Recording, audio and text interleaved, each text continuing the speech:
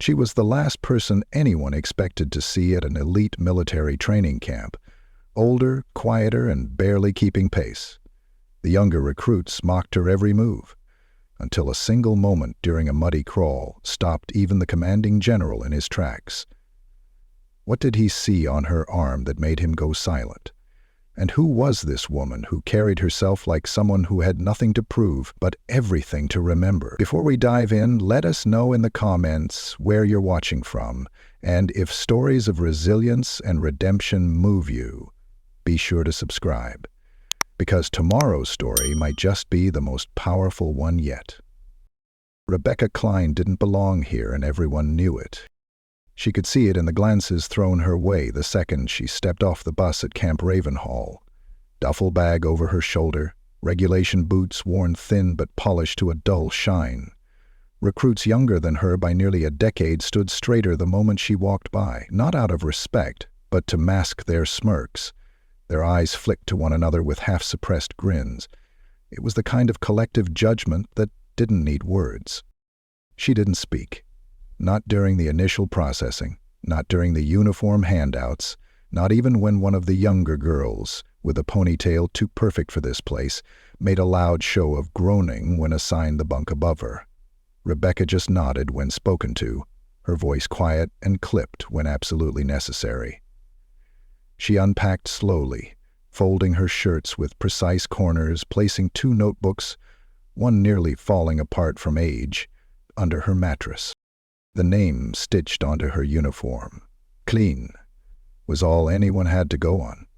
No social media footprint, no hometown conversations, nothing personal, and when asked casually where she was from, she'd answer with one word, Midwest, and move on.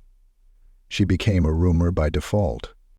Private Tara Collins, who had already unofficially declared herself the alpha of their bunkhouse, took a special interest in the new arrival. Tall, sharp-jawed, and loud enough to make her presence known wherever she walked, Collins was everything the younger recruits aspired to be: fast, tough, confident. She'd been top of her ROTC program, and she made sure everyone was aware of it. "Hey, Grandma," she called one afternoon, not even trying to be subtle as they stood in formation before chow.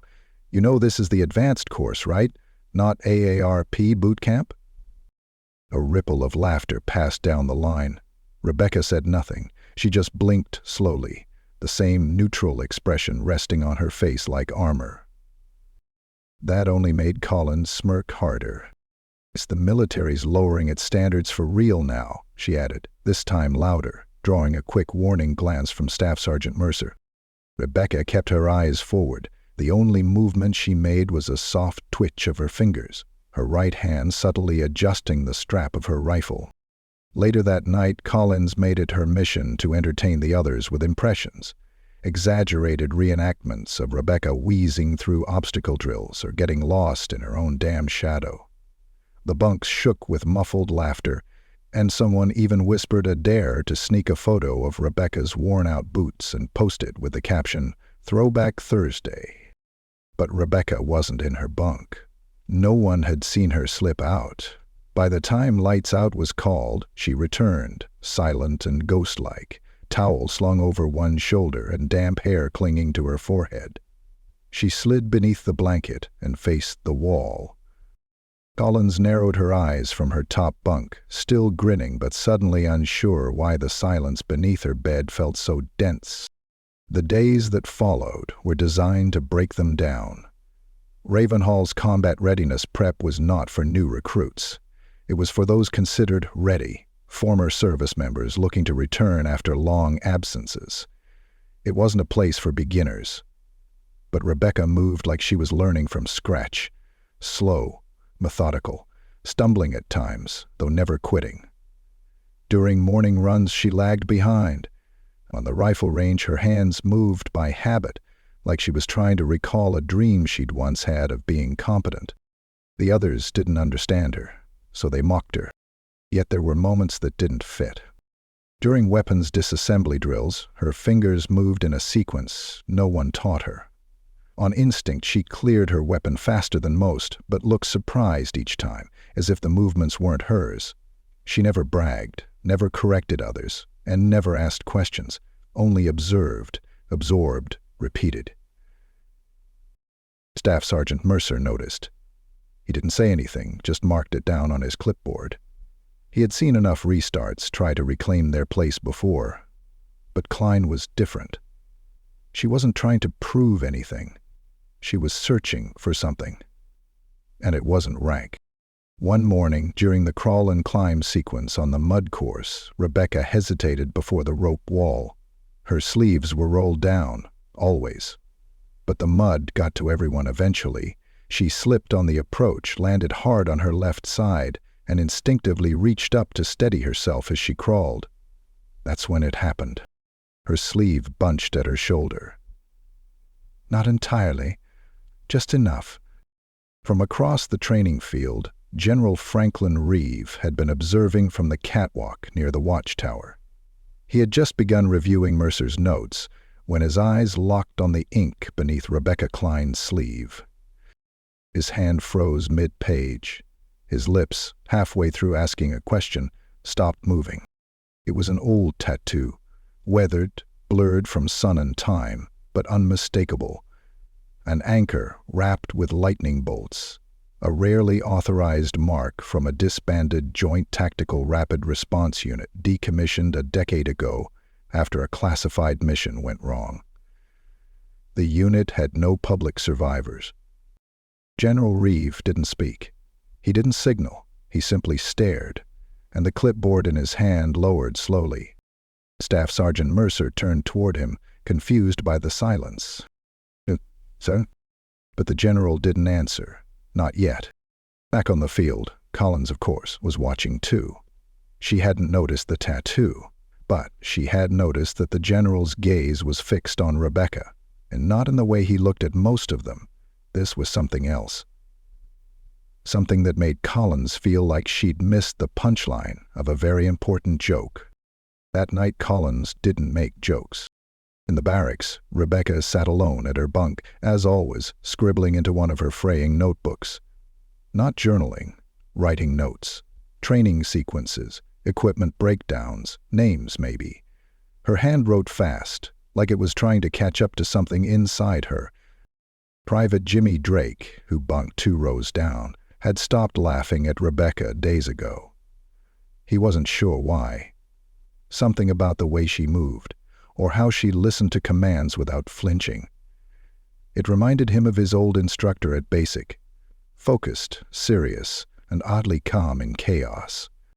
He glanced over as she tucked the notebook back into her duffel bag and leaned back, eyes to the ceiling. She didn't look tired, though her body had taken a beating. Her hands were scuffed, her knuckles red, her eyes steady. Jimmy wanted to ask her something. Anything, but the words wouldn't form, so he just nodded when she glanced his way. Surprisingly, she nodded back. Outside the barracks, wind pushed dust through the wire fencing, and the distant clang of steel echoed from the night shift obstacle prep. Inside, a storm was building, quietly, not from the elements, from memory. The whistle blew, sharp and merciless. Boots pounded into the earth as the recruits dropped to their bellies and began to crawl across the mud field. The terrain at Camp Ravenhall wasn't just for show. It was engineered to exhaust, to strip every trainee down to nothing but bone and resolve. The obstacle course was the heart of the program, and no one walked away from it clean. Rebecca Klein hit the ground harder than most, her hands sinking deep into the wet sludge. The crawl was second nature by now. Drag, push, breathe, repeat. She didn't need to see the path ahead. Her elbows knew it. Her body remembered, even when her mind didn't. Ahead, Collins was already gaining distance, her back arched with athletic confidence, mud streaked across her arms like war paint. She turned her head just enough to see Rebecca lagging behind and rolled her eyes with theatrical disgust. "Let's go, Grandma," she shouted over the sound of the sergeant's barked commands. "We haven't got all damn day." Laughter followed from a few other recruits, ones who hadn't figured out how to think for themselves yet. Rebecca said nothing. Her expression didn't change. She focused on the ground ahead, dragging her body forward through the thick, cold muck. It was near the center of the course, just past the halfway mark, that it happened. A low-hanging bar caught her sleeve and tugged it upward as she reached forward. The fabric bunched up just enough to expose a few inches of skin, and the faint outline of that tattoo. The moment passed in a blink, but it was enough. High on the observation tower, General Franklin Reeve was still there. Not a man prone to emotional displays, he stood statue still, his hands behind his back, watching Rebecca with the intensity of someone watching history replay itself in real time. "Sir?" Staff Sergeant Mercer's voice came cautiously from behind him. "Everything all right?" Reeve didn't answer immediately. He took a breath, eyes still locked on Rebecca Klein as she continued her crawl without hesitation. "That mark on her arm," he said finally, voice low. "You see it?" Mercer squinted, then shook his head. "No, sir. Didn't catch it." Reeve didn't explain. He just stared a little longer, then turned away from the railing, his face unreadable. "I want her file pulled. All of it. Even the buried parts." "Yes, sir," Mercer replied, confused but obedient. Meanwhile, Rebecca finished the course last. Her uniform was soaked, her boots half swallowed by mud, and her arms streaked with dark smears. As she stood to attention with the others, Collins clapped mockingly. "Bravo, Klein. I've seen garden slugs move faster." Rebecca didn't respond. She stood there, dripping and silent, eyes forward. Collins's smile faltered just slightly, as if waiting for a reaction that didn't come was more unsettling than a sharp retort would have been. Later, in the locker room, the air was thick with steam and tension. Most of the recruits had already showered and cleared out, but Rebecca was still unwrapping the bandage on her forearm, exposing a scrape from the wire fence. The tattoo on her shoulder was more visible now, though still partially obscured by smudges of dirt. Jimmy Drake stepped into the room, towel slung over his neck. He paused when he saw her. "That ink?" he said cautiously. "That from a unit?" Rebecca glanced up but didn't answer right away. She pulled her sleeve down slowly, covering the symbol again. Her eyes held his for a moment, tired, guarded, but not unkind. "Old life," she said finally. Jimmy didn't press. He just nodded and grabbed his own gear. But something about her answer didn't feel like a brush-off. It felt more like a warning. Or maybe a truth too heavy to unpack in a locker room. That evening, Collins was back at it. In the common room, where a few of the recruits gathered to unwind and complain about blisters and bruises, she made Rebecca the centerpiece of her latest story. "I swear to God, she has to be a plant," Collins said, sprawled across the couch with her boots kicked up on the table. "Maybe the Army's trying out some kind of new reverse psychology tactic. Break us down by letting us watch someone fail in slow motion." The others laughed, but not as freely this time. Jimmy, seated at the far end with a protein bar in hand, didn't join in. He watched Collins with a distant frown, then shifted his gaze toward the doorway, where Rebecca had just stepped in. She stood there for a second, scanning the room, then walked past them without a word, disappearing toward the bunks. Collins watched her go, her smirk faltering again. "She doesn't talk," she muttered, more to herself than anyone else. "Creepy." Jimmy stood up. "Maybe she doesn't need to," he said. Collins's eyebrows lifted. "Oh, you're on her side now?" "I'm not on anyone's side," he said, tossing the wrapper into the bin. "Just tired of punching down." The room got quiet. Collins didn't reply. In the bunkhouse, Rebecca sat on her bed, towel drying her hair. Her duffel was open, notebook stacked neatly beside it. She picked one up, opened to a page, and stared. The handwriting was hers, but she didn't remember writing it. It read like notes from an operation, acronyms, names, time codes, some scratched out, others highlighted. She traced her finger over one line again and again. Seyo Teda. This training. Seer sequence confirmed. Handler unresponsive. Fall back to black zone. Await signal. Her hand trembled slightly, not from fear, from frustration. It was all right there, just beyond reach, like shouting underwater. Then a knock. Not a loud one, just a soft tap on the bunk post. Jimmy stood there, arms folded. Didn't mean to interrupt, he said. Just wanted to say you handled the course today better than most would have. Rebecca looked up, her face unreadable, but the edges softened slightly. Thanks, she said, voice barely more than a breath. You ever run ops before? He asked, carefully. A pause. Then, maybe. Jimmy nodded slowly. Well, whatever you did, it stuck. That muscle memory's no joke. She didn't smile, but something flickered in her expression.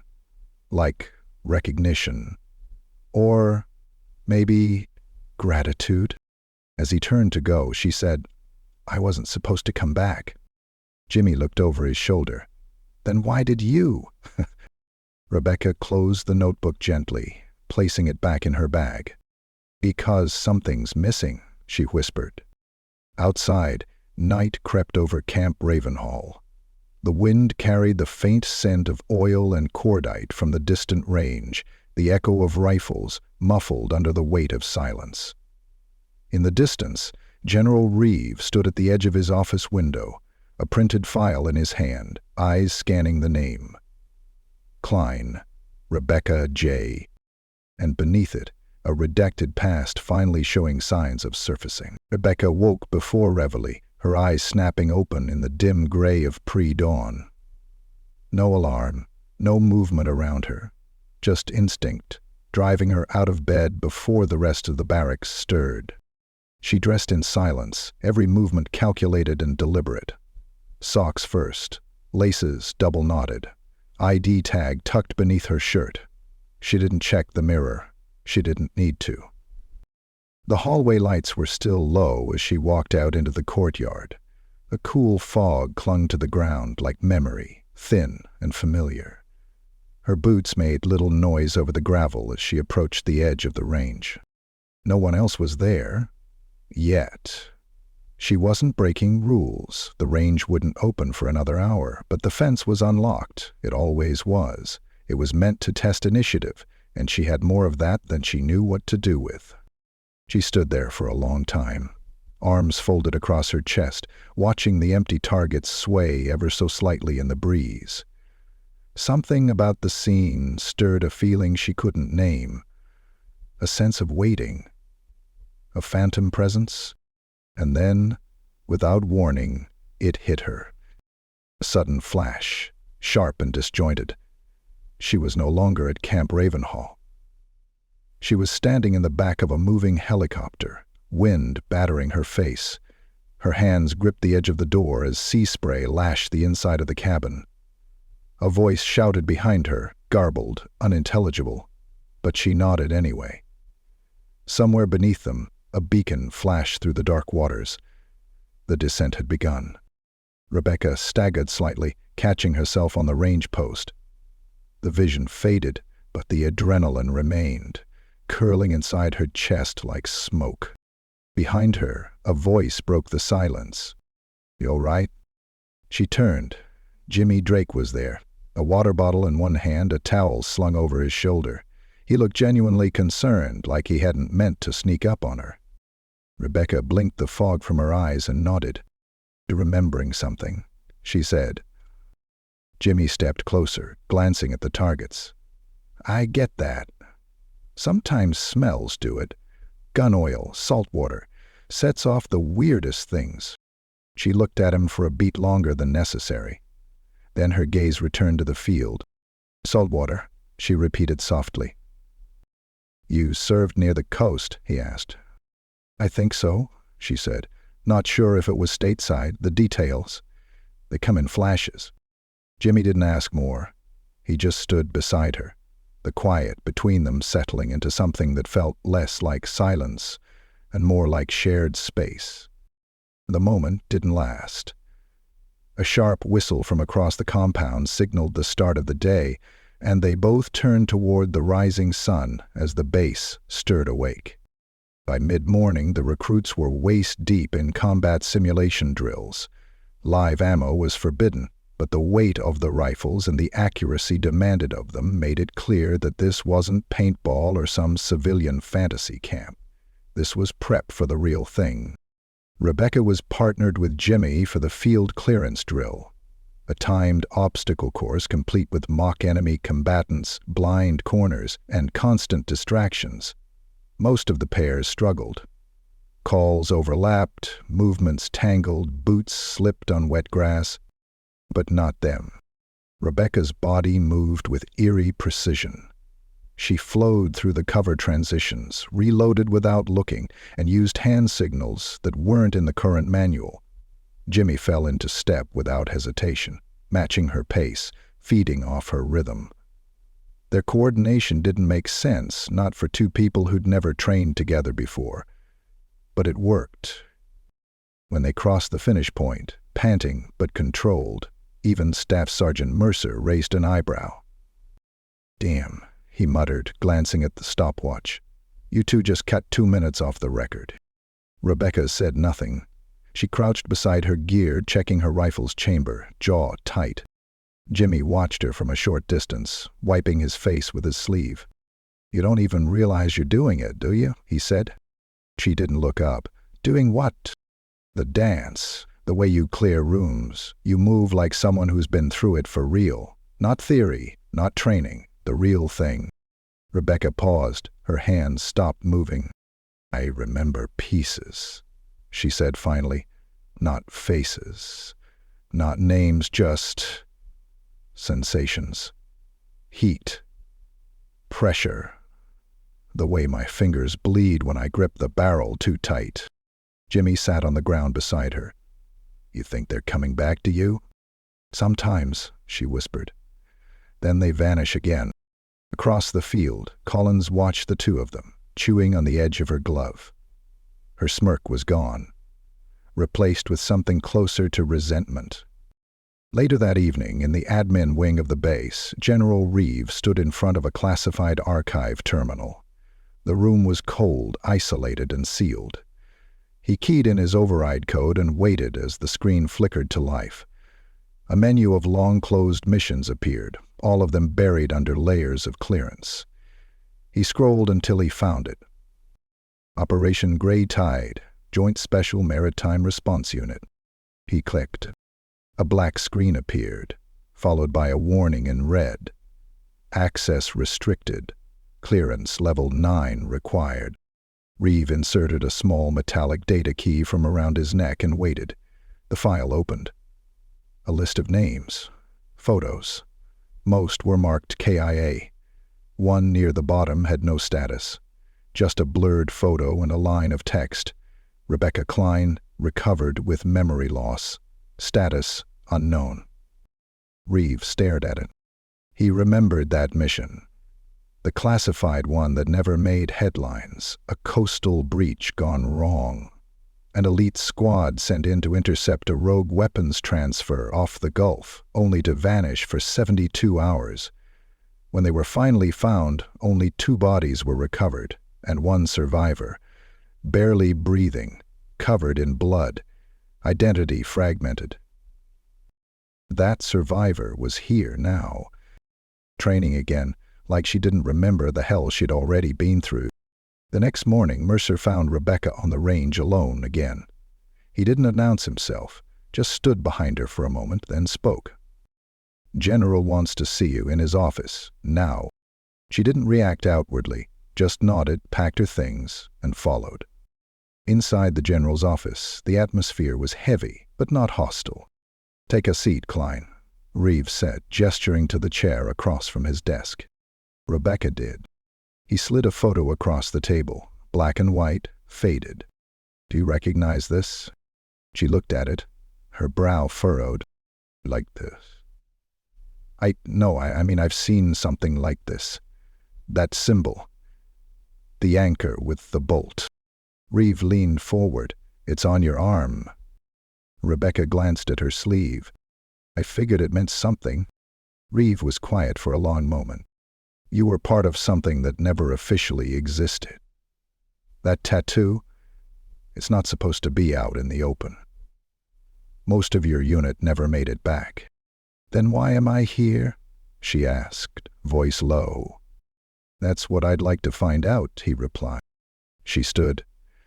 I didn't come here to make trouble. I came here because I couldn't sleep, because I wake up every night hearing blades spinning and waves crashing.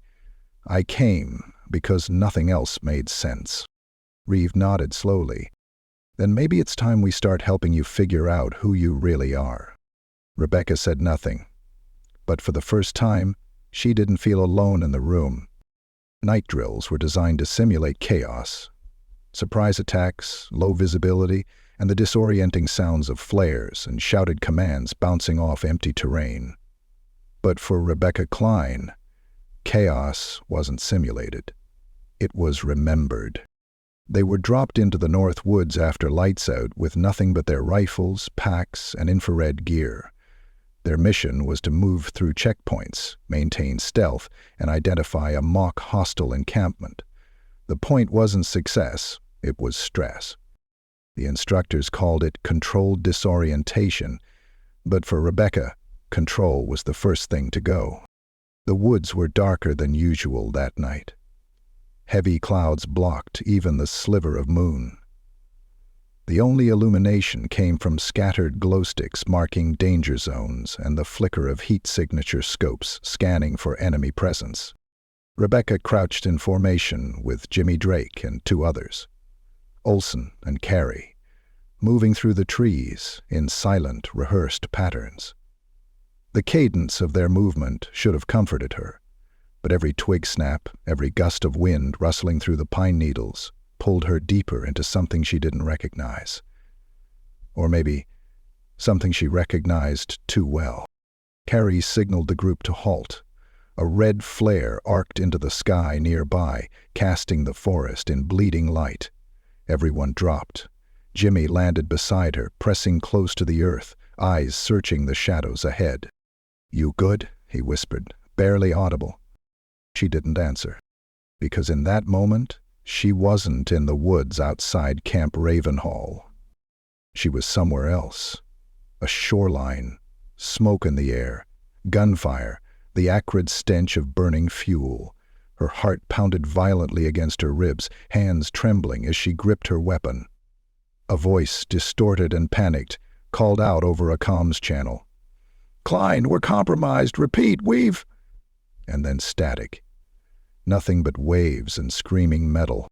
She blinked hard, forcing the images back. But they clung to her, like soaked fabric. The simulation moved forward. Olson signaled them to break into pairs. Rebecca didn't move. Hey, Jimmy said again, firmer now. Rebecca. That snapped her back. She looked at him, dazed, and nodded. They advanced another 50 yards before reaching the perimeter of the hostile zone, an empty clearing with heat lamps and cardboard targets. Rebecca scanned for a path forward, but the ground felt unsteady beneath her boots. The static in her head had returned, a humming beneath her skull. Then someone shouted behind her, Carey, mistaking a motion sensor for a safe path. The sensor tripped. Alarms blared. Simulated gunfire erupted. Rebecca dropped to the ground, but not like the others. She didn't react like someone caught in a drill. She reacted like someone under attack. She rolled behind a tree, aimed into the shadows, and clicked her rifle to fire. It didn't matter that it was a blank. Her breaths came short and fast, her eyes wide and unfocused. Her brain wasn't processing orders, it was searching for threats. Real ones. From the instructor's post just outside the perimeter, Mercer saw the shift in her body language. Not just fear, something deeper, instinctive, familiar. He tapped his headset. Pause drill, we've got a problem. The simulated fire stopped. Instructors emerged from behind barriers, waving flags to signal safety. The other recruits stood down, panting, confused. Rebecca didn't. She was frozen in place, eyes still fixed on a bush that no longer posed any threat. Her hands were white-knuckled around the rifle grip. Jimmy approached slowly, raising his hands like he was talking down a wild animal. "Rebecca, it's over. It's not real." She blinked. Then she dropped the weapon, stumbled forward, and collapsed. When she woke, it was to the beeping of a heart monitor and the antiseptic chill of the base infirmary. Fluorescent lights buzzed overhead. Her mouth tasted of metal and cotton. She turned her head slowly to the left. Lieutenant Hannah Bishop sat in a chair beside the bed, reading a clipboard. When she noticed movement, she set it down and leaned forward. "You're at the med station," she said gently. "You had a dissociative episode during the night drill." Rebecca swallowed hard. "I froze." "No, you reverted," Bishop said. "You responded like you were back in combat. Your vitals spiked, breathing went erratic, you entered a state of acute hypervigilance." Rebecca looked down at her hands. They were still trembling. "I didn't want this to happen again," she whispered. Bishop hesitated. Then she pulled a small manila folder from a drawer and opened it. "Your scans are inconsistent," she said. "Some areas of your brain light up like you're reliving trauma. Others, especially those tied to memory retention, show gaps. Suppressed, not damaged. You haven't lost your memories, Rebecca. They're locked." "That's the question," Bishop said. "But the bigger one is this. Why were your records redacted in the first place?" Rebecca met her eyes. "No one wanted me to remember." Back in the barracks, word had spread fast. Recruits talked in hushed tones, uncertain whether what they'd seen was a breakdown or something else entirely.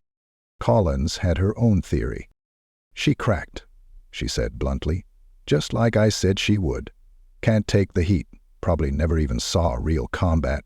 Just coasted in some paper-pushing job and cracked when they threw her into the real thing." Jimmy slammed his locker shut, hard enough to make heads turn. "You don't know what the hell you're talking about," he said. Collins raised an eyebrow. "Please, you're just caught up because she acts all mysterious." "She's survived more than you can imagine," he snapped. "And if you'd stop running your mouth long enough to look past your own ego, you'd see it." The room went quiet. Collins crossed her arms, feigning boredom. "Whatever," she muttered. "She's still a liability." That afternoon, Rebecca sat alone on a bench near the range, her hands clasped tightly in her lap. She hadn't been cleared to return to training yet, but she needed to be outside, to breathe air that didn't smell like latex and antiseptic. General Reeve approached silently and took the seat beside her. Neither spoke for a long while. Finally, he broke the silence. "Your body remembers what your mind's been told to forget." Rebecca nodded. He continued. "The unit you were part of, Rapid Maritime Response, it was buried after Gray Tide. Officially, everyone died, but you didn't.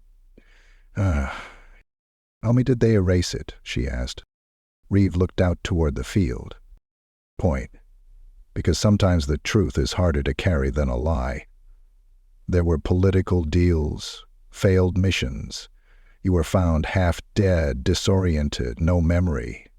Someone higher up saw an opportunity to bury a mess and used you to do it." Rebecca clenched her jaw. "I want it back," she said. "All of it." Reese gave her a long look. "You sure?" "Yes." He nodded. "Then we'll start with this," he said, reaching into his coat and handing her an old photograph. Blurred, grainy, but it showed her. Standing on a ship deck, helmet off, wind ripping her hair around her face. Her eyes were fierce, alive. "I took that myself," Reeve said. "You were leading the breach team. Saved 5 of your squad mates before the blast. You don't remember, but I do." She stared at the photo for a long time. When she finally spoke, her voice was steady. "I'm not breaking," she said. "I'm rebuilding."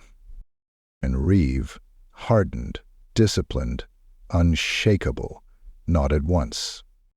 "Good, because we're not done yet." The photograph stayed under Rebecca's pillow like a fragment of herself finally returned.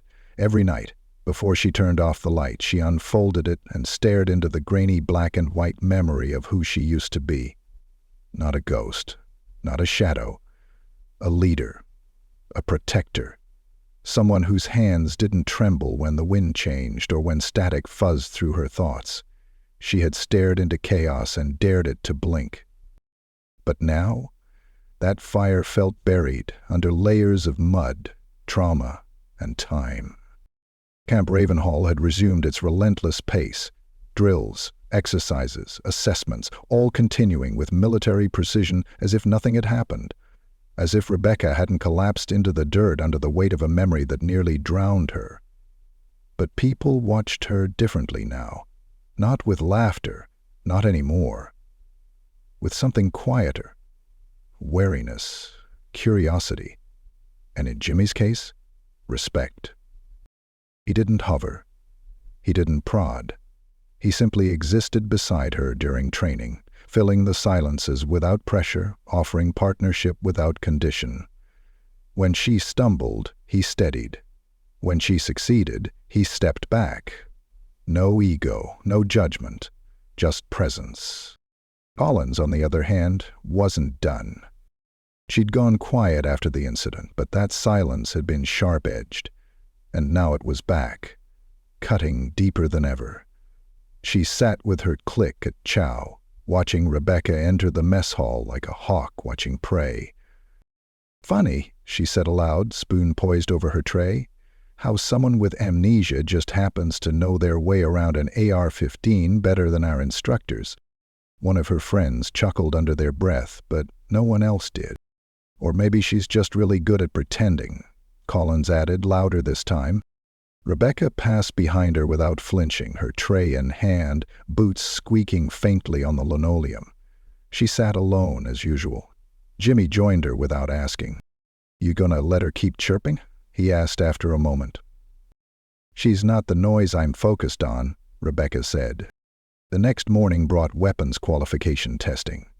The recruits lined up at the firing range, rifles prepped, instructors rotating through the stations.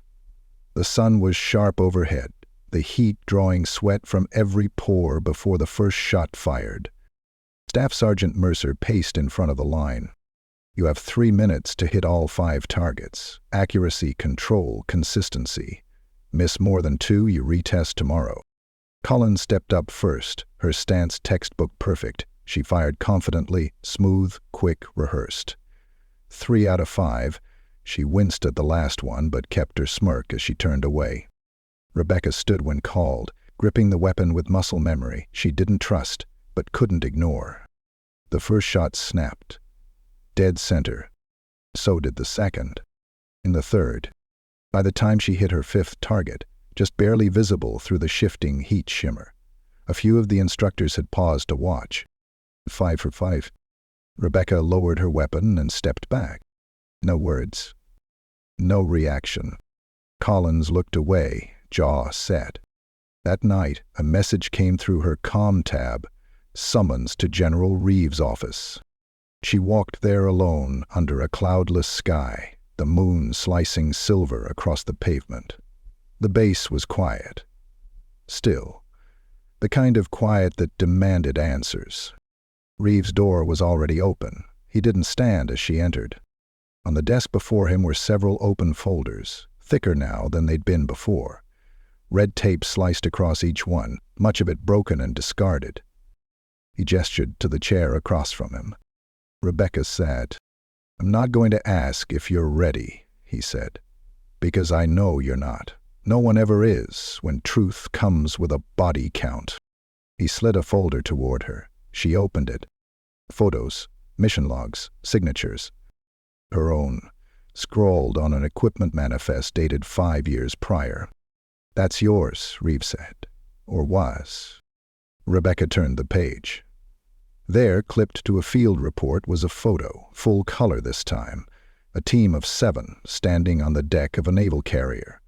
She recognized none of the faces, and yet her chest clenched. Her hand hovered over one name scribbled on the back. L.T. Marcus O'Donnell, handler. The static in her mind buzzed louder.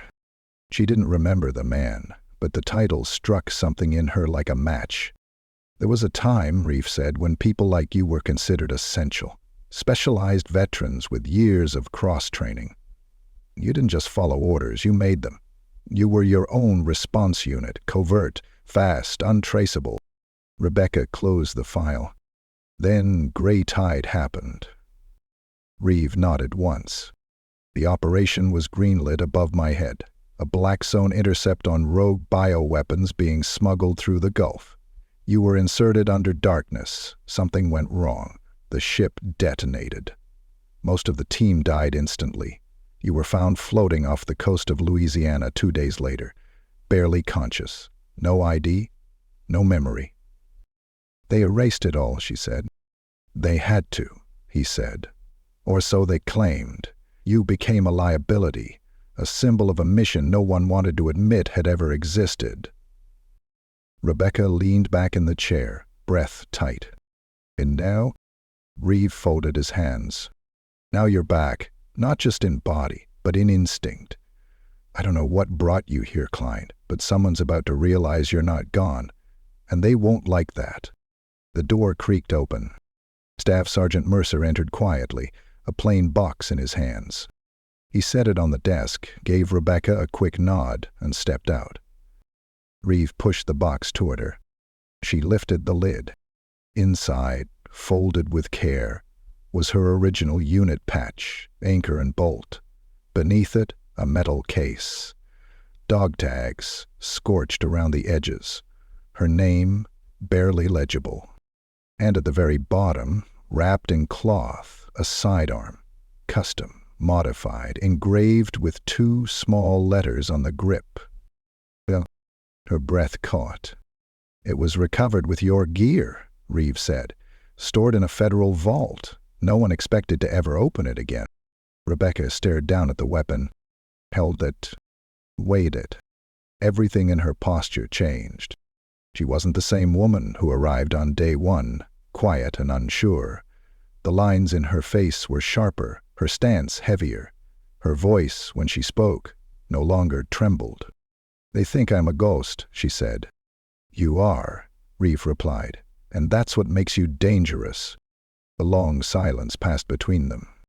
Rebecca stood, tucking the tags into her pocket and the patch beneath her jacket. Permission to resume full training? She asked. You're already ahead of it, Reeve said. She nodded and turned to leave. As she opened the door, Reeve called after her. Klein. She turned back. The people who buried you won't stop, he said. You're a reminder of something they promised never happened, and reminders tend to make powerful enemies. Rebecca's eyes hardened. Then let's remind them louder. She stepped into the hallway and disappeared into the shadows. The air over Camp Ravenhall felt different, charged, like the hush before a storm, but without the dread. Something had shifted in the silence between drills, in the way recruits carried their gear, in the way instructors stood a little straighter when they called roll. The ghost had a name now, and that name was Rebecca Klein. And that name was Rebecca Klein. She returned to formation with no fanfare, no announcement. Just walked into line one morning, rifle slung across her shoulder, eyes steady. Staff Sergeant Mercer gave her a quick nod that said more than any words could. Not permission? Acknowledgement. Introverted ISIS-SS and their cohorts often had opposite impulse. Even the mud didn't cling to her like before. Collins watched from 3 paces down, arms folded tight across her chest. She didn't crack a joke. Didn't whisper. Something in her had cooled after the firing test, and more so after the night drill. She'd never admit it out loud, but the weight in her glare had turned from mockery to envy. maybe even something more complicated. The next evaluation was squad tactics, urban infiltration, four-person teams, timed scenarios. Recruits buzzed with nervous energy, knowing the observers were out in force this time. General Reeve had quietly expanded the review staff. Civilians in suits watched from above, silent, eyes scanning, making notes that would never be shown. Rebecca's team drew the final slot of the day. Jimmy was with her, along with two others, Carrie and Daniels, who had only recently stopped second-guessing her every move. The drill began with a perimeter breach. Simulated motion sensors and dummy cameras forced them to adapt in real time. Carrie flinched. Daniels hesitated. Rebecca moved with exact precision, hand signals so fluid they felt choreographed, cover shifts clean as winds slicing across open ground. Jimmy followed, like he'd trained beside her for years. The others stopped doubting halfway through. They made it to the final checkpoint with 30 seconds to spare. No alerts triggered, no casualties, the observer called it. Infiltration complete. Squad Raven 6, secure and clear. As they exited the structure, pulling off their helmets, the line of instructors standing at attention made the entire team stop in their tracks. And then General Reeve stepped forward, clapping once, then again. The other staff joined in. Quiet, controlled applause that carried more weight than cheers ever could. Rebecca blinked in surprise. Jimmy grinned beside her. Dick. She didn't bow or smile, just nodded once. Later that evening she found a folded note slipped into her bunk. No name, just an address. Rec Hall, 2,000 hours. She hesitated for only a second before tucking it into her sleeve. When she arrived, the rec hall lights were dimmed. A few dozen recruits and instructors had gathered in a semicircle. At the center stood a small podium, and behind it a display board draped in olive cloth. Staff Sergeant Mercer stood beside it. When Rebecca entered, the room quieted. Reeve was there, arms crossed at the back. Lieutenant Bishop sat near the front, a satisfied tilt to her head. Even Collins had shown up, leaning against the wall, arms crossed, not in judgment but resignation. Mercer cleared his throat. Camp Ravenhall recognizes completion and excellence in the combat readiness program, he began. But tonight, we're recognizing more than that. He turned to Rebecca. For courage not just in the field, but in rediscovering what was taken. For reminding us what strength under silence looks like, and for carrying the scars of a war that never made headlines, but mattered all the same. He pulled the cloth from the display. Beneath it was a plaque, polished brass, engraved simply. Rebecca Klein, veteran, warrior, reborn, Operation Grey Tide, classified no more. A beat of silence followed. Then thunderous applause. No protocol now, just noise, real, raw, deserved. Rebecca stepped forward, touched the edge of the plaque. The warmth of the brass grounded her. Mercer leaned in slightly. Welcome back. She didn't cry, but something behind her eyes loosened, like a knot finally giving way. After the crowd began to disperse, Jimmy walked beside her, offering a quiet shoulder nudge. You feel it now? He asked. Feel what? The German? She looked around. It wasn't the place. It was the people. The silence she'd carried for years no longer felt like a prison. It felt earned. And now it was shared. Yeah, she said. I think I do. They walked out together beneath a clear night sky.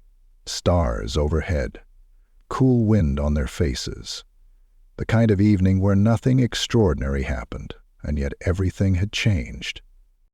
Behind them, inside the rec hall, Collins lingered. She stared at the plaque for a long time. Then she stepped forward and saluted. Not out of obligation, out of respect, asked ChatGPT.